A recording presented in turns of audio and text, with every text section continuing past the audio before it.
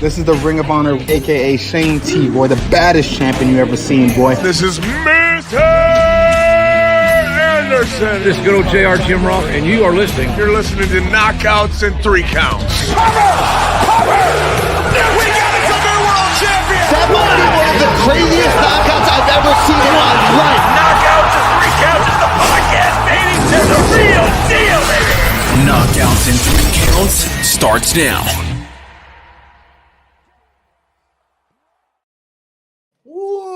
What up, no? It is another Thursday. This is Knockouts and 3 Counts, and I told you I was at some fights this weekend, and we got the return of our guy Bad Chad Decker off of great first round finish against Eric the Ram Ramirez, if I can spit it out. Jesus Christ, got myself tongue tied today. But yeah, man, you had a great performance on that one. I definitely want to talk about that matchup because I was surprised when I saw that was who the matchup was. I'm like, I remember him fighting a lot later than that. That was my initial thing with that. But yeah, dude, it's been a minute since you've been on the show. Congrats on the engagement and all that stuff too. I seen that too. So what's new in the world of Bad Chad, dude? Thank you. Just been chugging along, trying to get fights, taking them whenever I can. Like you said, you're surprised with Eric. I was surprised with it. Yeah, they ended up booking that fight about a week out and went from there with it. I was like, all right, let's do it. I was already in Michigan shooting a wedding with my fiance, Danny, and just went from there. I was like, okay, I'll do this. And yeah, he ended up wanting to go 160, then 165, and then came in at like 170.8. But it didn't matter. I was ready to go. So, all right. First of all, you said you were shooting the wedding. Are you doing the photography stuff too? Yeah, the woman keeps me busy with it. I'll second shoot for her a lot. When we're down in Vegas, I'll help her with the elopements and stuff. It just kind of works out. And especially with the schedule being so open, I do my morning training session and then train at about 3:30, get done 5:30, and then we'll head down to Fremont or Little White Chapel and shoot a wedding. And yeah, it's a good little gig. And then I'll also come back to Michigan when she has bigger weddings, and then I'll actually be shooting with her. Yeah, I'm not bad behind the camera. All right. First of all, you got heat with me because you didn't come link up when I was in Vegas, you fuck. Yeah, dude. Apparently, I'm going to be back in Vegas next year if I end up at WrestleMania again. So we'll see. But I was down there for like 4 or 5 days, man. Right, and I came to Extreme Couture too and trained. Oh, really? Did you like it over there? Oh, dude, I've been there a bunch of times. Shout out, Gil Gordato's a homie of mine and a past guest of the show. Plus, Chris from Five Finger Death Punch has become one of the homies too. So I was down there and worked out with them too. And then I ran into Cody while I was there too. Shout out to him as well. Nice. I see Gil and that Chris guy all the time working out. I always end up chatting with them. I'll do my strength and conditioning almost on the same schedule they do. So I see that both them pretty often. Most down to earth dude you'd meet. That was funny. The shout out to Justin James on that one, dude. That was funny because that was the last concert me and my pops went to, and he crashed the car on the way there and shit. And like Chris heard the story on the show when Justin was having his last fight in the UFC, and it's just one of those things that just was like by happenstance. But yeah, dude, it's always a good time. Vegas heat though. I'm trying to decide. See, so I just got back from Phoenix. We went to Double or Nothing. Their heat is like dry heat, so like it wasn't so bad, even though it said it was hot. It was not nearly as bad as this muggy bullshit that we're getting in Michigan. Man, I came back home and just like the humidity just punched me in the face. It was like, dude, this is brutal. And yeah, even training here, it's like, dude, these sessions, it's hot. And I like you said, it's a lot hotter in Vegas. Yeah, it really sweat is. Boxes. Like well, dude, before we go ahead. Sorry. So it was like being in a steam room. No, you're good. Well, before we get into talking about the Eric Ramirez fight, I want to talk a little bit about your last fight because I was there for that one as well. Now that you've had time to digest it and obviously get back in the cage and get yourself another W, what are your thoughts on that fight? Because I ain't gonna lie to you, homie, that one was rough until it was. No, I feel you. I think a lot of it had to just me making that weight in over 11 years. You know what I mean? I hadn't made that weight since I was a senior in high school. I was wrestling at 45. The weight cut went smooth, but just getting the weight back on, I went down to the the dressing room and shit to warm up, and I was 157 pounds, and I usually get bigger than 12 pounds, you know what I mean? And I was a little nervous about that, but I was just like, all right, I'll be all right. And yeah, just I just felt like I was a little drained going into it, and I was just happy that I was able to, you know, be resilient and get the W. I knew that I was better than Tarleton. Even on, you know, a bad night, you know, like that night, I just feel like I didn't perform how I could have, and I still was able to get the W. So I was just gonna walk away with that being happy, and just moving forward, make 45 and just get used to the weight. And I think that I'll be having a lot more better performances. Absolutely, dude. I mean, you got the job done. That's all that matters. I what is being in a fight like that, and then like kind of you were on the doorstep of defeat a couple times in that fight because you didn't Yeah. know if you were really out, you know. So like, talk to me about how a fight like that, where you really are about as down and out as you can get to, how does that help you going forward to be able to pull yourself out of that? Um, Man, I feel like I've always kind of been like that with wrestling. Like it didn't matter how many points the kid's up by. I'm gonna come back. I'm just gonna, you know, bite down and just keep trucking along and just believe in my skill set and just go from there, I guess. That's just kind of what I did. I ended up going and giving up position a lot when I was in on the singles because I knew I was a lot better than him on the ground, and I knew that I could get something going on the ground. Um, but I don't know. It was just funny that whole fight. Like their corners just talking shit the whole time, not even coaching them, and I'm just like, oh man, I felt like it was just. I was just pretty happy to get the W after that, after just having a whole round and a half of his cornermen just talking shit. And yeah, I don't know. Good old stars and strikes.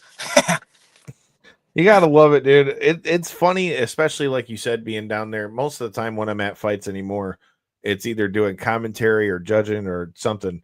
And like it's always funny when you're sitting that close to the fight and like you see it going back and forth. Cause man, there's been a couple times, even as a judge, I've wanted to like stand up and tell somebody to shut the fuck up that's sitting behind me. Oh, yeah. So Oh, yeah. like, dude, like I'll never forget it. We just talked about it on the show, but like the night that our buddy Jay, you know, had that seizure outside the cage, and all the people that were saying all the crazy shit. I'm like, dude, shut the fuck up. If that was Mhm. the other guy, dude, what'd you want to do? Leave him there? No Like, shit. okay, the fucking fight's over, but he also got hit in the back of the head 7 fucking times. You know what I Yeah. mean?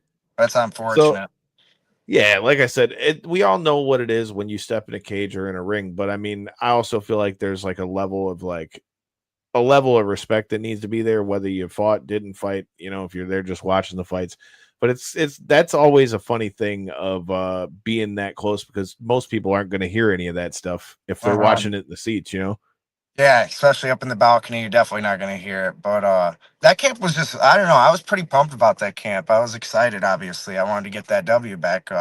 He's the only kid to beat me as an amateur, so got to move on from that too. That's always a good thing. Get your licks back right quick. Well, all right. Let's talk about this past weekend. Let's talk about Eric Ramirez. You know, anybody that's been around Michigan MMA for a long time has heard of him. You know, he was fighting in Bellator and fighting everybody that we had that was good when, you know, he was around too. I hadn't seen him fight in a long time, so that's why when I saw the weight, I'm like, huh. I was like, I remember him fighting at like 135. Oh But from yeah. what I heard, I don't know how much notice he had on the fight either, or how like quickly this one got put together, because that was the only thing that made any sense to me. But what was your? I mean, you talked about you got this on short notice too. I thought you said, and Yeah. so with both of you guys getting that on short notice, I mean, what were your thoughts on fighting a guy like that who's got experience like that? Oh, I'm game. I mean, shoot, I knew he hadn't fought in 6 years, so the experience had pretty much Damn, to I me thought it was only died. 4. He hadn't fought since 2019, but I knew that it was. I was just like, man, I made the walk too many times too recent. I'm way more comfortable than he is in the cage. I'll fight him tomorrow. It didn't matter. That's just how I felt about it. But yeah, I thought we were gonna be at 55, and that was going to be short. I can make 55 pretty much on a day's notice almost. It'd be a little bit of a pull, but I only walk around at about 68 to 72 maybe. But I've been keeping it a little lower, trying to stay down at 45. So it really wasn't going to be a big deal to make 55 for me. But, we ended up doing it at welterweight. Did you expect it to get finished that quick? Yeah, I did. Yeah, man. Like I said, I just saw the matchup on there, and I'm like I said, being a guy who's been around it a long time, I'm like, wow, okay, this is going to be an interesting ass fight because both of these dudes are fighting like two like weight classes above, pretty much. Right. But I mean, with that being said, and you being able to, get you a more dominant dub and stuff like that in that last fight, like, what's the move next? Are we doing jiu-jitsu tournaments? Are you doing, are you looking to immediately get back in there? Like, I mean, like I said, you've stayed undefeated, but like I said, it's good to have you bounce back like that in a more dominant fashion. Yeah. I would like to. I've always wanted to do jiu-jitsu tournaments, but when it really comes down to it, I left college wrestling because I was trying to save my body for fighting, I guess, and I just felt like I was just like physically just not able to keep going with wrestling. So to me, it's like jumping back into that, and it's like, man, I don't want to risk things, and that's the biggest reason why I haven't done jiu-jitsu tournaments. But I love jiu-jitsu, I love rolling. But I guess for me moving forward, it's just going to be a big fight. Like I just need a bigger name and get something rolling. And I feel like I got a good idea of what my next fight's going to be. Just kind of ironing out the details, and I think people will be excited about it. If it's the matchup I think it is, it's going to be an interesting one. Styles make fights. Styles will make that an interesting fight. All right. Now that we've talked a little bit about, fighting a guy like Eric Ramirez, you getting a quick finish like that and rebounding from your last loss, I got to get your thoughts on a few of the things that we're seeing flying around with the world of MMA right now, because it is it's getting quite interesting, man, because in some ways I feel like UFC and MMA are, on a roll. They're always reporting record gates and all those kind of things, but it's a crazy time when you think about like John Jones was like the last one of like the big stars that the UFC had, really. I mean, I guess technically you could still say Conor, but who knows if he's ever going to fight again. Yeah, but you got John Jones who just announced his retirement. And so now you really have like there's not like that one standalone champ now that's like, put him on a card and it's immediate, boom. I mean, the closest thing they've had yeah. No, and I feel like that's that's something that MMA is missing, though. And what do you think about John Jones retiring? What do you think with the whole thing and with him and Aspinall, and does this hurt, his overall legacy at all? It's hard to hurt a legacy. I mean, if the man's done, he's done. You can't really pressure him to fight. Yeah, it looks a little bad in the social media, but on paper, it's like nothing changed. Still like the baddest dude in MMA. The only thing that I didn't like is that he never got stripped. They stripped Francis Ngannou after having the belt for 2 months, and you know what I mean. And then now John Jones can have the belt for what, a year plus or whatever, and he never gets stripped, and he never took a fight. It's yeah, I don't know. I think that there should be more of like that 6 month. Like you need to be going. You give the fighter 7 months or whatever. After 6 months, there should be a fight scheduled. Is what I'm trying to say.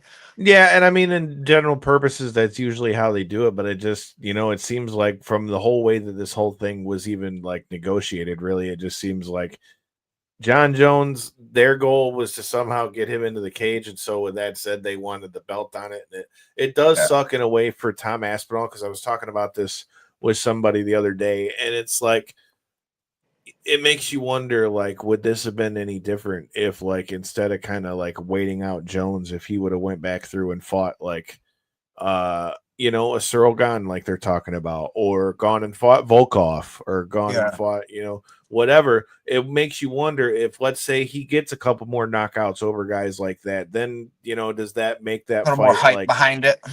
Right. And I feel like, honestly, I don't think it's anything to do with John Jones being scared at this point. I mean, realistically, dude, the guy has fought everybody, and has been fighting in title fights for like literally 15 years at this point.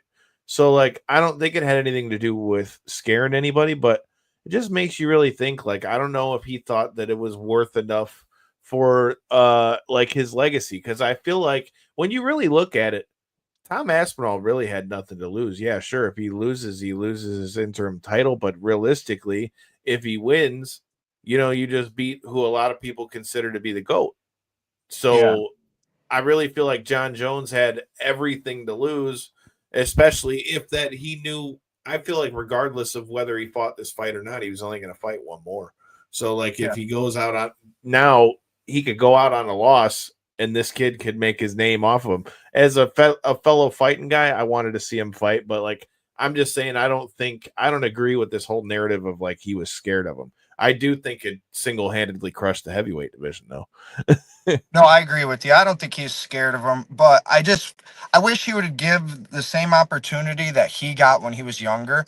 Like he fought Daniel Cormier when Daniel Cormier was 38 and he was 30 or whatever.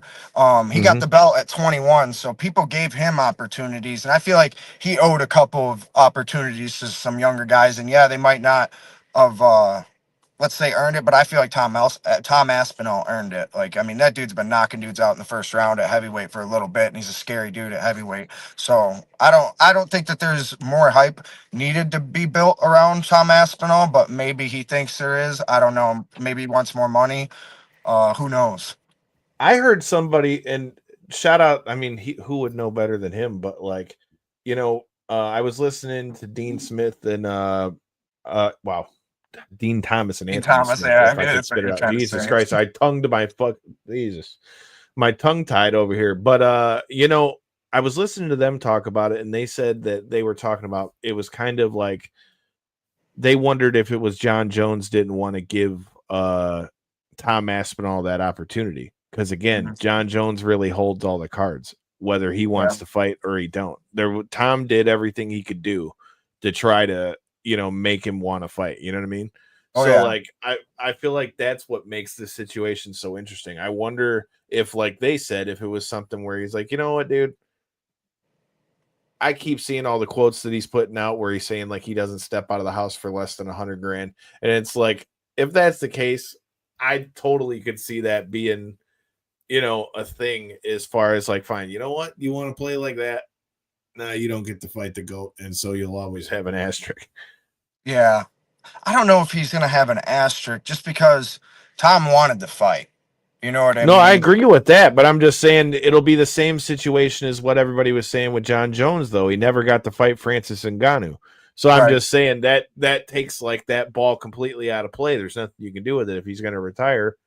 It is what it is. What do you think? So do you think even with like the steroid thing and all that stuff, do you think Jones still ranks up as like the GOAT? Yeah, I mean, I like Habib a lot, but John Jones did it, man. I mean, he did it at 2 different weight classes too. So, I mean, yeah, it's a little iffy thing, because I mean, how long did he popped for the second Daniel Cormier fight? Was it? I think so. Yeah, I know it was one of the DC. It was the second DC. Yeah. Yeah, I don't know, man. Look at it, a lot of those guys do a lot of dirty things, so I don't really know how to take that, I guess. I feel you. And I feel you on that answer too, because it's kind of how like so here's my thing. I've always said that the steroids kind of like discounted him, I guess, in a way to me. But at the same time, if we're talking about, and like people around the scene and stuff like that, it's like the one thing that can't be denied is you could take all the steroids in the world, but that doesn't make you have the skills to do the shit that guy does. Right. And that was my whole point, because we had people on IG, which if you guys are watching this, make sure you follow us on at KO3C Pod. But talking about, he's popped all these different times. Look, man, I'm not saying he did. I'm not saying he didn't. But what I am saying though is that if steroids, no steroids, whatever, that doesn't change like the overall skill and the creativeness that guy had inside the cage, and just dominance, fight IQ. Yes, dude. And to know when and where. And like he wasn't just a wrestle guy. And just when you thought he'd wrestle you, then he's throwing a spinning back elbow or spinning back fucking kick. Yeah, You know very what I mean? crafty. Like very diverse too. You know what I mean? Like that's oh, we got him coming in the comments. Great fighters fight for life. Dirty's dirty. You're not, I mean, you're not wrong, and you can't argue with you can't even be mad at people that think that way, but it's just like the one thing I won't say is that the guy didn't have the skills. That's the thing. Where he ranks, I don't know, but I know at least skill for skill, the guy's fucking insane. But all right, we could have another circus show. We got Jake Paul versus Julio Cesar Chavez Jr. I want to know what you think about this one, man, because this time, even though it's again somebody who's old and washed up at this point, at least it's a former world champion and isn't 60. Yeah. I don't know, man. It's like the YouTube boxing. I think Jake Paul has really good skills, but he's just doing the circus, you know what I mean? So I honestly try not to pay attention to it except for when I see it in my face. Yeah, I don't even know what to say on that. Is Julia, what is Caesar's age now? Like 44? He's Somewhere got in to there? be in his 40s. I'm gonna have to look that up right quick. But yeah, he's got to be in his 40s. And I'd say he's gonna be a lot smaller than Jake too, but yeah, I don't know. It's kind of a clown show, huh? And that's why I said I feel like that's exactly what we're gonna get, except for the fact that if I'm not mistaken, Amanda Serrano is fighting on this card too, which if that is the case, I'm 100% down for that, because that women's fight before that Mike Tyson fight was fucking nuts, man. Yeah. They got to have some eyes, you know what I mean? They got to have some people to tune in and watch the fight. So there's going to be a couple good fights on that undercard, I bet. Oh, dude, and that's the thing. I was the most happy about that fight just because the women got the chance to do that shit. You know what I mean? Yeah. Like, because women's boxing, I mean, hell, women's MMA isn't really looked at on the same thing. Okay, so 86, 14, and 25. So he's 39, I think. 39. Yeah. Still a little past his prime, huh? Of course, yeah, but I mean, he's gonna say at least it's a guy who's younger. But I feel like that's at the end of the day, that's what we've come to expect, and that's what we can expect from this one. As far as that goes, my biggest thing is I hope that it gives somebody else a platform to. Yeah, he does a good job at putting other boxers on. I feel like, and they get paid too. I know that. And I agree. So, I agree 100% because we've had a few people on that have worked with like either the Serrano sisters or stuff like that, people that are dealing with him in the management sense. And just from what we've seen, like the one thing I will say is what he said about like fighter pay and like that kind of shit. I feel like at least with the people that we see him managing, man, he's doing a good job, at least as far as that stuff. I mean, purely just by what he did with Serrano alone. Like I heard her say in an interview recently that she only got paid $4,000 for a world title fight. Oh man, that's fucking crazy, dude. It's like Demetrius Johnson getting paid $24,000 to fight a Dominic Cruz. You know what I mean? It's like, man. I mean, that's crazy. I mean, it's crazy the way the pay scale differences with like boxing and MMA too, man. Like, only thing it does is keep you hungry, I guess. Huh? You got to get back in there. Yeah, it's like with MMA, it's almost like until you get like a big contract, unless you're one of these guys like a Gable Steveson or something like that might come in. Like, it's funny. It's almost like, let me grind out this first contract real quick because I'm only going to make like I'm not going to make shit compared to the other ones. Or you go through it like, what's that guy? Malcolm Whitaker? The kid that's on the. Yes. Yep. Dude, he's had 2 fucking nasty knockouts. Like, okay, they're not going to pay me so much, but let me get these 50K bonuses right. Made $100,000 in a couple months, man. That's awesome for him. Dude, and they were nasty ass knockouts too. And to call your shot and do one in Atlanta, like that definitely is going to get the UFC brass happy on that one, dude. Oh yeah. Knocked out oh boy, what's his name? That fought Sean O'Malley. Marab? Chris. Knocked out. Matinho. Yeah, Matino, that's his name. I remember the hair dude. Dude, he took a beating in that fight that they just had him in there. Holy shit. Yeah. It Man. wasn't that long, but man, he got cracked. He's a tough dude, though, man. He took a lot of shots before he went down, dude. That guy's a tough ass dude. Well, speaking of fights this weekend, which before I get to the UFC, shout out to everybody who's watching us on Millions. I will be on commentary alongside Corey for 2 Piece this weekend. We're going to be live on pay-per-view talking some fights. So if you guys are of the fighting variety, and if you're watching this, I assume you are, make sure that you check it out, millions.co. Check out the pay-per-view or check it out, World of Games, Southgate, Michigan. I'm glad I don't have to drive so far for this one. So make sure you check that out on Saturday. And then when I'm done with that, I'm going to be checking out UFC 317. And we got, even though some of the fights we had for this being an International Fight Week card like fell apart, there are still a couple fights on this that I'm really interested to see how it plays out. Let's start with Ilya and Charles, man. What do you think about Ilya coming up to 55 here? Do you think he's really going to be able to acclimate to 55? Because the thing that jumps out to me in this is they keep talking about how Ilya looks bigger. Okay, he may look bigger muscle-wise, but if you look at him frame for frame, Charles has got some reach on this dude. Oh yeah. Not that he hasn't fought people that have, but I'm just saying, like, it'll be interesting to see how that works with this also being his first fight at 55. Yeah, I'm rooting for Ilya. I mean, he's a 45er coming up, so it's my division. So I'm like, oh man, I got to root for that guy. And yeah, he's been fun to watch. And I actually remember watching his very first fight. I think he was 24 in the UFC against Ryan Hall. And I was like, oh, man, Ryan Hall's going to beat this dude that's debuted, and that sucks, man. He's got to fight him. And he plugged Ryan Hall in half guard, TKO'd him, and actually shut down Ryan Hall pretty smooth. And I was impressed with him ever since, and I had been watching him. And, I wanted him to win the belt at 45 just because I was, like, watching him from all the way when he got in till he won it. And I think he's going to do well at 55. I think he's very powerful. I think his boxing is very clean, and he can still grapple. I wouldn't say he can grapple as well as Charles, but we're going to see. I think he's going to knock Charles down and see if he goes down when Charles invites him into the guard, because Charles is known to do that when he gets cracked. He did to Gaethje. So we'll see if he ends up getting Ilya in the guard, but I don't know. We'll have to. It's a good fight. I would lean Ilya for sure. I think Ilya's going to get him.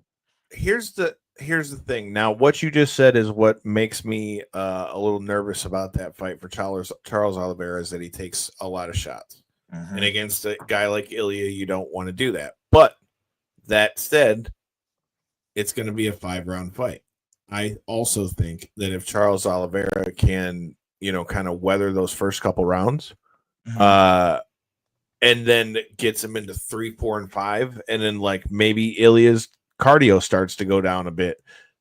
If Charles can tangle him up, Charles can submit anybody. Plus, he may not be the most technical of strikers, dude, but he's got some fucking crack at 55 too. So like, if Ilya gets tired and kind of just hangs out in front of Charles a little bit, like he could fuck around and get cracked.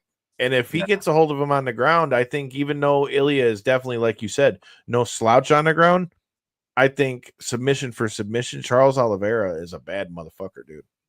Ilya has shown that he can go 5 rounds. I mean, he beat up Emmett real bad, and it was mostly on the feet. But you mix the grappling in there, it will be interesting to see. I think he's good. I think that dude trains like a maniac. I think he does too. I'm not taking nothing away from him. I just feel like that's what makes the matchup interest.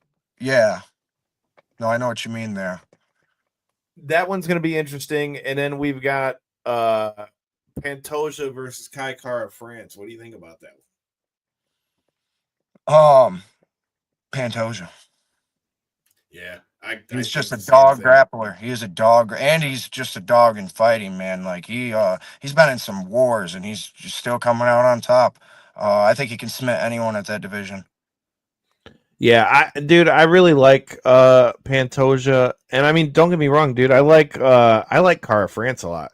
I just think, based on how Pantoja fights, like I feel like he's gonna take him down, and like when he takes him down, like his jiu-jitsu will eventually take over. Either that, or Kai's gonna be having to fight to, keep the fight standing. and I feel like that can gas him out as well. I mean, I don't know that I see anybody at 25 that can beat him. Yeah. I I thought really don't know. that one dude, I forgot his name last time he fought. He was tagging him a little bit, and I was like, "Oh man, this might be it." But he got on his back in the second round, and it was over. As soon as he Yeah, took dude. him down, it was like, "Oh yeah, I see where this fight's going." That dude is like a fucking boa constrictor, you know. And it's funny because I'll admit it, bro.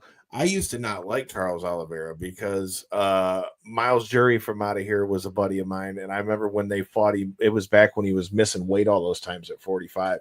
So I was like, man, fuck this guy. Like, I never liked when people miss weight like that. Yeah. But then he goes up to 55, man, and it's like a whole nother fucking animal up there, dude. So I think it's going to be a lot more interesting of a fight. I think it's going to be a lot more interesting of a fight, man. But it's just like, this is where, like what I was talking about with the John Jones thing earlier, I feel like even though like diehards or like people that are in the sport or what like around the sport are going to want to watch this, obviously, you know, and a lot of people will tune in just because it's the UFC, but like, you know, for this being an international fight week card, like it doesn't seem like it has like that, oh shit, so and so versus so and so, because I feel like there's not being talked about enough. Yeah, you would think it would have more on it. You know what I mean? I don't know if that's because they like, you know, they were banking on maybe the John Jones Aspinall fight to go there, or if Connor was going to come back. But like, I just hope that as we get into 25 and stuff like that, because, you know, and it's ironic too, because like with us covering pro wrestling and, you know, the combat sports stuff with WWE and TKO, you know, being together pretty much, or WWE and UFC, I should say. But it's interesting because the WWE has gotten to be like that in a lot of ways, where like, okay, you got a guy like John Cena that's back right now, but realistically, they're selling out everywhere without putting matches on the card because people are coming for WWE. So yeah, I they're feel just like fans of the sport. and I feel like that's kind of where we're getting to in a way with UFC, if you think about it, because it's not like, I remember when I first started watching, it was like right in the era of like Chuck Liddell, fucking Randy Couture and stuff. Like Chuck Liddell was a cool motherfucker back in the day. You know, you were either a Chuck guy or you liked Tito. You know what I mean? Started me out. Yeah, dude. Like that's why, you know, and it's ironic because he's been on the show at this point. Rashad Evans fucked up my 16th birthday. Oh man, what do you do? I went all the way to Atlanta and he fucking knocked out Chuck Liddell. Damn it. It was my 16th birthday. Went there to that fight. And I'm telling the guy, and the sad part of it is with him wrestling at Michigan State on general purposes, I would be on that side of it. But like I said, I was a Chuck Liddell guy and I'm like, Chuck had a good first round, if you remember that fight. And then just got caught with that shot. And I'm like, this guy turned around and fucking let me have it, dude. And I'm just like, oh, fuck. Yeah, I was a big fan of Chuck Liddell. I started watching when he fought Randy for the second time. That was like one of the first fights I watched, and I was watching ever since. And it's funny being an Extreme Couture now, and Randy comes in and he'll teach and stuff, and it's just funny. It kind of, you know, I was such a big Chuck Liddell fan, and I was happy he won and stuff. And then now you're cool with Randy. Know. Yeah, you know what I mean. Dude, it was crazy because I was there for one of Randy's fights as well. I was there when Randy fought Brock Lesnar. That was an interesting night for me for sure because for obvious reasons with me being a wrestling guy. But again, like I've been watching MMA for a long ass time, and you know, like being the MMA guy, like you're like torn on that fight. You know what I mean? And that if you remember that, I just heard Stitch say something about this in an interview like the other day. Like, I don't know if people realize, like, Brock Lesnar wore a 5XL glove, right? They called them lunch boxes then. Fuck yeah, dude. And like they were trying to put him in the gloves before the fight, and he ripped the damn glove because of how big his hand is. And it's like, dude, like that punch didn't even hit Randy flush. Like it hit him and it kind of like ricocheted off him, kind of. He was older at the time. Sure, but I'm just saying, think about how hard a punch that had to be for it not even to be like a full, like clean shot to the chin and he goes down like that. I mean, it also helped that Brock, like you said, dropped the lunch pails on him for fucking another 30 seconds after that. But I just remember watching that and I'm like, damn, that just fucking, damn it, that just fucking happened. Yeah, he ended up getting him, man. Fuck yeah, man. Well, I'm looking forward to these fights. I'm looking forward to seeing you get back in the cage, man. If you got anything else you want to throw out or sponsors you want to shout out, and keep us posted on the next fight news. Yeah, shout out Hobie's Painting. He's one of my big sponsors. I appreciate him. Dr. Tedder's at Tedder's Dentistry and Implants, and then Jerry's Appliance. Those are my big sponsors. Shout out to all those people. Can't wait to have a fight booked. I think I'm pretty close to closing in on one. Should be some big news, and I think Michigan MMA will be pretty happy about it. Hell yeah, you know what it is. Well, we'll have to talk about it when the time comes through. Like I said, again, this Saturday, we will be on commentary, 2-piece, millions.co. Watch it on pay-per-view. Get you a ticket and come watch it live. Who don't like seeing people get beat up? Okay, we watch it in pro wrestling. We watch it in MMA. We watch it in boxing. We all like to see people get beat up. Go get you a ticket. Come see somebody get knocked the fuck out. In the meantime and in between time, be safe out here, people. Peace.